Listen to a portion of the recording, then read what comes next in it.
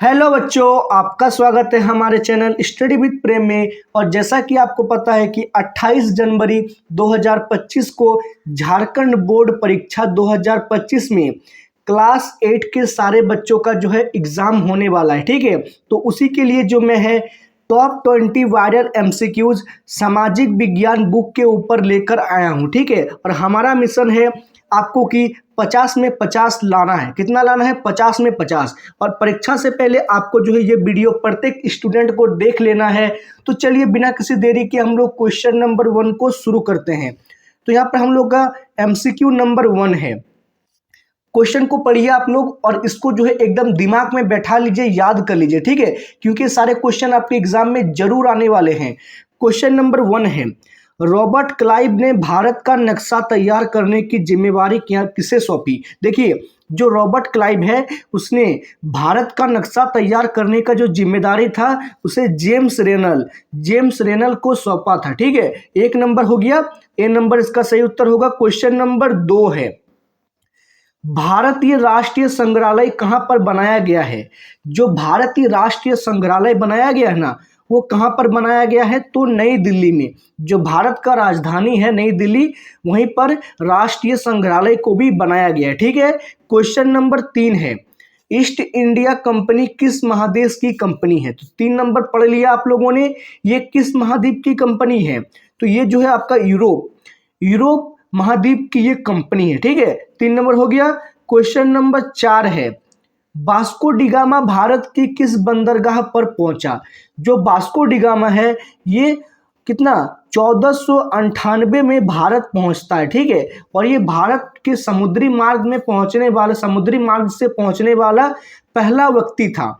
तो Vasco da Gama जो है भारत के किस बंदरगाह में पहुंचा, ये हम लोगों को पूछ रहा है। तो वो जो है कालीकट बंदरगाह में सबसे पहले ये पहुंचता है। ठीक है, 4 नंबर क्लियर है। क्वेश्चन नंबर 5 है, grand old man of India किसे कहा जाता है? 5 नंबर पढ़ लिया आप लोगों ने। क्वेश्चन है, grand old man of India किसे कहते हैं? तो ये कहा जाता है दादा भाई नौरोजी को।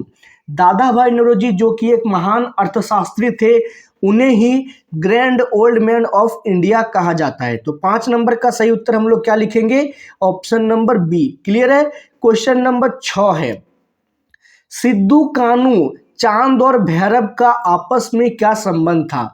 जो झारखंड का क्रांति जब हुआ था ना, जब झारखंड से आंदोलन भारत के लिए शुरू हो रहा था, तब सिद्धू कान्हू चांद और भैरव ने जो है बहुत ही अपना अच्छा योगदान दिया था। तो इन चारों का आपस में क्या संबंध है? तो ये चारों जो है आपस में भाई भाई हैं। क्या है? ये चारों आपस में भाई भाई थे। 6 नंबर क्लियर है। क्वेश्चन नंबर 7 है, लुबिया मांझी, बेस मांझी और अर्जुन मांझी ने किस विद्रोह का नेतृत्व किया? ये जो तीनों व्यक्तियों का नाम है, लुबिया मांझी, बेस मांझी और अर्जुन मांझी, ये किस विद्रोह का नेतृत्व किए थे? तो इन्होंने जो है हजारीबाग विद्रोह, जो हजारीबाग में विद्रोह हुआ था ना, उसी विद्रोह का उन्होंने जो है नेतृत्व किया था। 7 नंबर हो गया। क्वेश्चन नंबर 8 है, मिसलन यानी कि मलमल क्या है? जो मिसलन मलमल होता है वो क्या होता है? तो ये जो है एक प्रकार का बारीक सूती कपड़ा होता है। बारीक मतलब बहुत ही अच्छी क्वालिटी का सूती कपड़ा जो होता है उसे मलमल कहा जाता है। ठीक है, सबसे अच्छा मलमल कहाँ का माना जाता है? तो बांग्लादेश के ढाका का। 8 नंबर क्लियर है। क्वेश्चन नंबर 9 है, माधव सिंह और नगदीर अली ने किस स्थान पर आंदोलन का नेतृत्व किया था? जो माधव सिंह थे और नगदीर अली, उन्होंने किस स्थान पर आंदोलन का नेतृत्व किया था? तो चुटुपालू घाटी। कहाँ पर?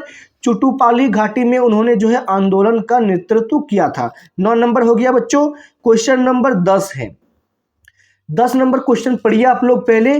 झारखंड में पहला हॉकी टीम बनाने का श्रेय किसे दिया जाता है? जो झारखंड का हॉकी टीम है ना, उसे बनाने का श्रेय सबसे पहले किसे दिया जाता है? तो सही उत्तर इसका हो जाएगा एडवर्ड विल्टन व्हिटली। क्या नाम था उनका?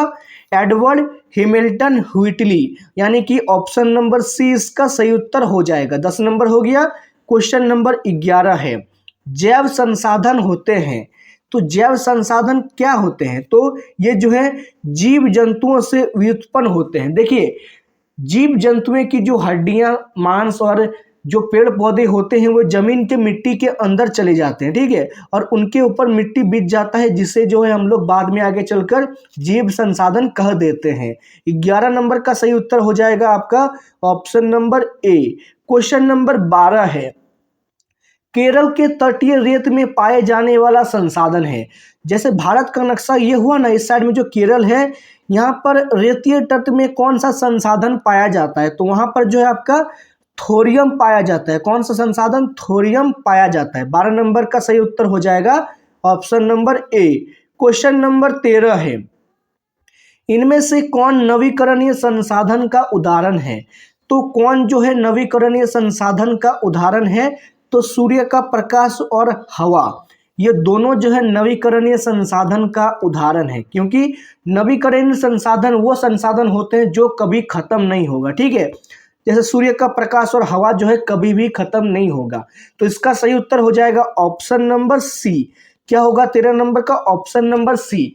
और आप लोग एक बात ध्यान रखिएगा, अगर कहीं ऑप्शन में है ए और बी दोनों या इनमें से सभी, तो ज़्यादातर चांस होता है कि इनमें से यही वाला क्वेश्चन का आंसर होगा, ठीक है। अगर आपको जहां भी ए और बी दोनों या इनमें से सभी मिले तो आपको जो है उसमें टिक लगा देना है, अगर आपको क्वेश्चन का आंसर नहीं आता है, ठीक है, क्योंकि उससे भी जो है आपको अधिकतर समय नंबर मिल जाता है। 13 नंबर हो गया।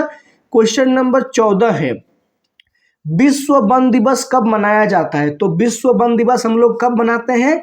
तो 21 मार्च को। 21 मार्च को विश्व वन दिवस मनाया जाता है, ठीक है। क्वेश्चन नंबर 15 है, कपास की खेती के लिए कौन सी मृदा उपयुक्त मानी जाती है? मृदा अर्थात मिट्टी। अगर हम लोगों को कपास का खेती करना है तो इसके लिए कौन सा मिट्टी अच्छा रहेगा? तो काली मिट्टी, यानी काली मृदा जो है इसके लिए उपयुक्त रहेगा। 15 नंबर क्लियर है। क्वेश्चन नंबर 16 है, निम्न में से कौन मृदा संरक्षण का एक उपाय नहीं है? तो कौन जो है मृदा संरक्षण का एक उपाय नहीं है? तो 16 नंबर का सही उत्तर हो जाएगा आपका ऑप्शन नंबर ए, वनोन्मूलन। वनोन्मूलन अर्थात अगर हम लोग वन को कम कर देंगे तो उससे जो है मृदा का संरक्षण बिल्कुल भी नहीं होगा। 16 नंबर क्लियर है।